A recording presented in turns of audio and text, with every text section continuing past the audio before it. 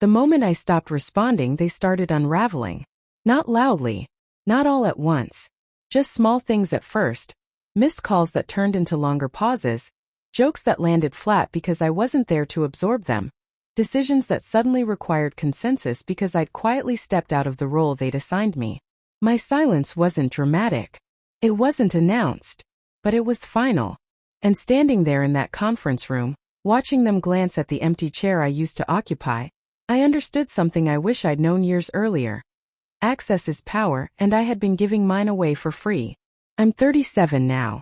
At the time this began, I was 34, working as a senior operations manager for a mid-sized logistics firm in Chicago. I'd been there nearly a decade, longer than most people stayed. I was reliable. Too reliable. The kind of employee who answers emails at midnight, who smooths over conflicts, who absorbs stress so others can stay comfortable. I told myself that loyalty mattered, that if I kept my head down and did the work, respect would follow. It always does until it doesn't. The imbalance showed itself in small, deniable ways. Meetings scheduled without checking my availability. Credit for projects I'd built quietly drifting toward louder voices. Jokes made at my expense that everyone pretended were harmless because I laughed along. I became the emotional shock absorber of the team, the one who would take the hit so the rest of them could keep moving. And because I never complained, they assumed I never would. The betrayal wasn't a single knife to the back. It was a coordinated shrug.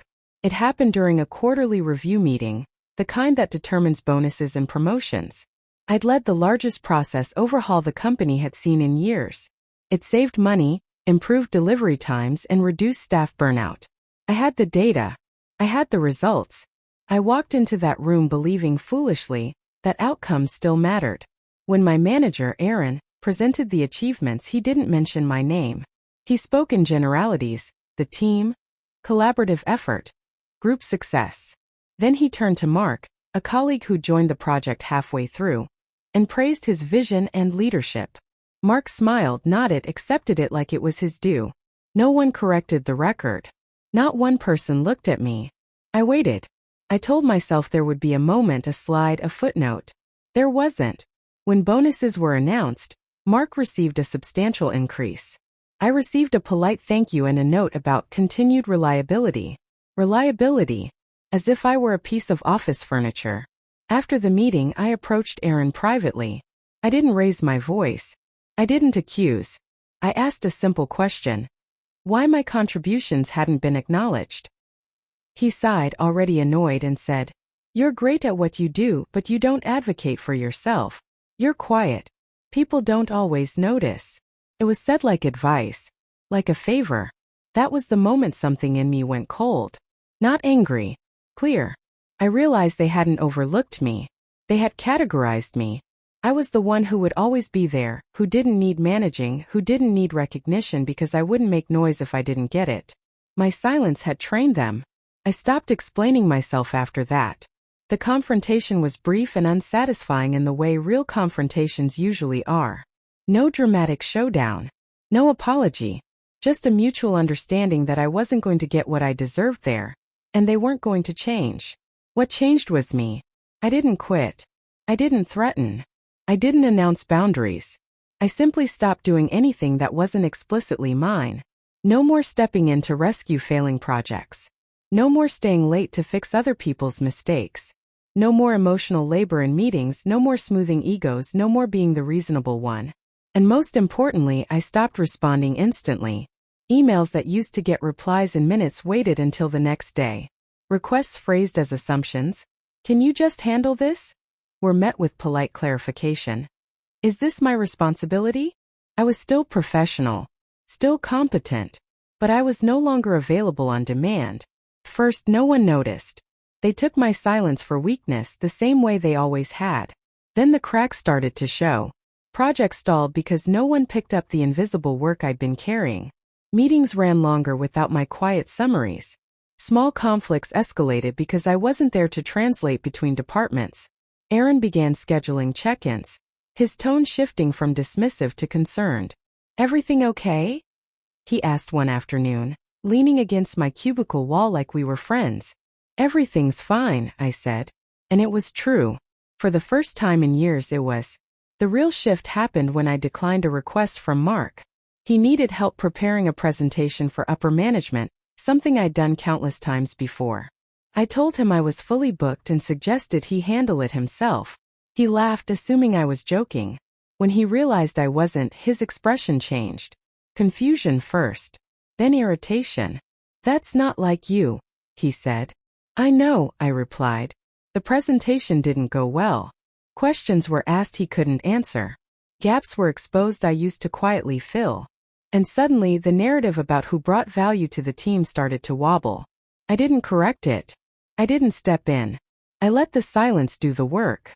By the time they realized something was wrong, I had already stopped needing their approval.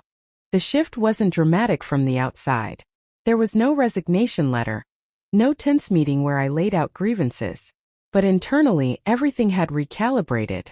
I stopped measuring my worth by their reactions. I stopped anticipating needs that weren't mine to anticipate. And without that invisible scaffolding, the structure they'd built around me started to sway. Aaron called me into his office about a month later.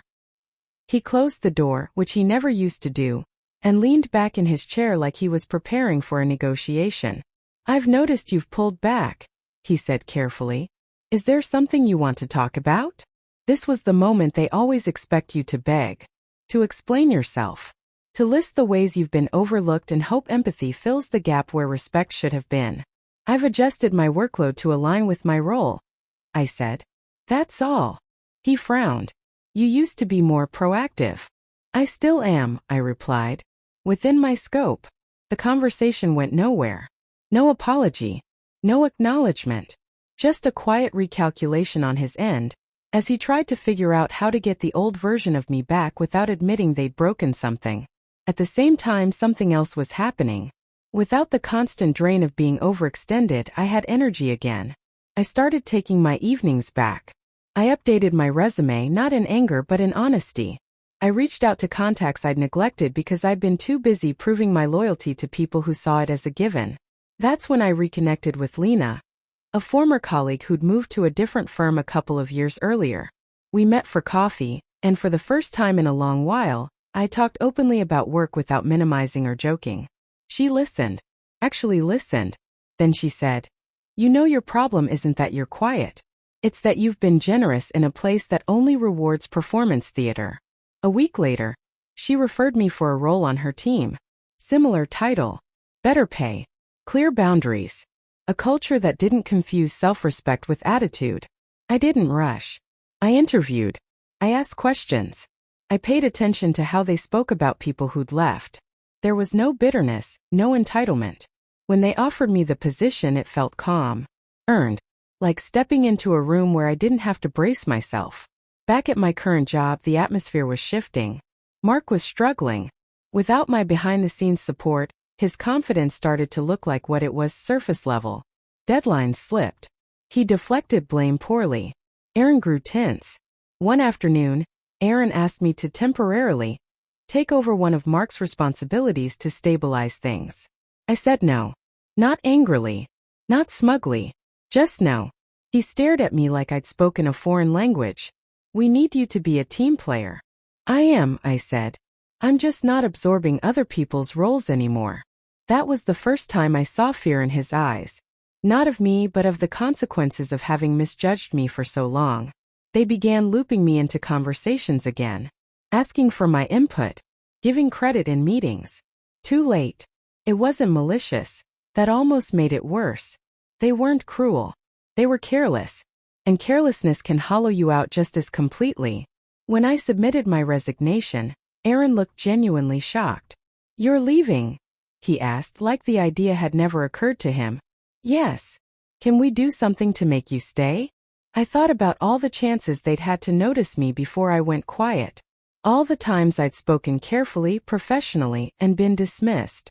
"No," I said. And for the first time, it wasn't heavy to say it. My last day was unremarkable. Few polite goodbyes. An awkward card. Mark avoided eye contact. Aaron shook my hand and wished me luck, his grip too tight, his smile forced. I walked out of that building lighter than I'd gone in 3 years earlier. At my new job, things were different from the start. Expectations were clear. Work was credited. Silence wasn't mistaken for consent. And because I wasn't constantly defending my value, I had space to actually grow. Months later, I heard through Lena that my old department had been reorganized. Aaron was moved to a less visible role. Mark left under mutual agreement. No scandal. No explosion. Just the slow erosion that happens when the people holding things together stop doing it for free. I didn't feel victorious when I heard that. I felt distant. Like hearing about a house you used to live in after you've moved somewhere better. Interesting but no longer personal. The real revenge wasn't their discomfort. It was my peace. The quietest part of all of this was how little I needed closure once it was over.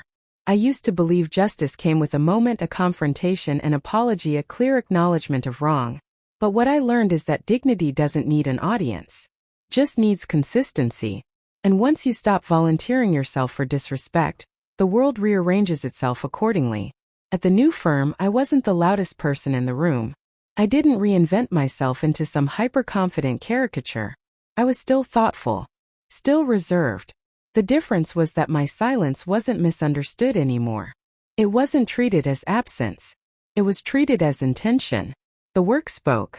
And when it didn't, the people around me filled in the gaps instead of exploiting them. There was a moment about 6 months in that crystallized everything. We were in a leadership meeting discussing a process failure, something similar to the kind of mess I used to quietly fix before it became visible. The room got tense. People debated solutions. And then someone said, "Let's ask him. He'll know." They meant me. Not because I'd overextended myself. Not because I'd been carrying hidden labor. But because my contributions had been visible, acknowledged, and respected. When I spoke, people listened. When I didn't, no one filled the silence with assumptions about my availability or worth. I realized then how warped my previous environment had been. Not toxic in the dramatic sense, but corrosive in its subtlety. It had trained me to believe that being low maintenance was a virtue that would eventually be rewarded. But low maintenance often just means easy to ignore. I ran into Mark once, almost a year later. It was at a networking event. He looked older, tired in a way that wasn't physical. When he saw me, his face lit up with something that might have been relief. "Hey," he said too quickly. "I heard you're doing well." "I am," I said. And again it was simply true. He hesitated, then laughed awkwardly. "You know, things really fell apart after you left." I didn't ask how. I didn't need details. I didn't need him to say my name in regret. His discomfort wasn't satisfying, it was just information. "I'm sorry to hear that," I said, because I didn't want to be cruel. But I also didn't offer to help. That door had closed without drama, the way healthy endings usually do. He nodded like he understood something too late. We exchanged polite goodbyes and walked in opposite directions. That was the last time I thought about him with any emotion attached. What stayed with me was the lesson. Silence isn't weakness. It's a boundary that only works when you're willing to let people misunderstand you. When you stop explaining, stop overfunctioning, stop cushioning other people from the consequences of their choices, you don't become less valuable. You become accurate. The people who benefited from your self-erasure will call it withdrawal. The ones who respect you will call it clarity. I don't tell this story to sound triumphant. There was loss in it. Years I won't get back. Energy I spent trying to earn fairness in a system that thrived on my compliance. But there was also reclamation. A quiet, steady return to myself. They took my silence for weakness because I let them. I didn't correct them with anger or theatrics. I corrected it by removing access. And once I did, they lost power not because I took something from them but because I stopped giving what was never owed. That's the kind of revenge that doesn't echo. It doesn't need witnesses. It just lasts.